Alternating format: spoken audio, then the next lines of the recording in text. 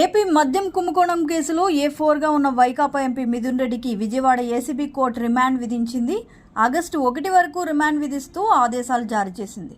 Court ఆదేశాల నేపథ్యంలో మిథున్ రెడ్డిని పోలీసులు రాజమండ్రి సెంట్రల్ జైలుకు తరలించారు.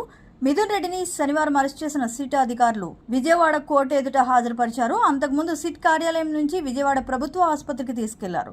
బీపీ, షుగర్, ఈసీజీ వంటి వైద్య పరీక్షలు నిర్వహించిన వైద్యులు ఎలాంటి అనారోగ్య సమస్యలు లేవని నిర్ధారించడంతో అధికారులు ఆయన్ని ఏసీబీ కోర్టు జడ్జి ఎదుట హాజరుపరిచారు. సిట్ తరపున న్యాయవాది కోటేశ్వరరావు, మిథున్ రెడ్డి తరపున సీనియర్ న్యాయవాది నాగార్జున రెడ్డి వాదనలు వినిపించారు. పోలీస్ కస్టడీకి తీసుకోవాల్సి ఉన్నందున గుంటూరు సబ్ జైలుకు రిమాండ్ ఇవ్వాలని సిట్ తరపు న్యాయవాది కోరారు.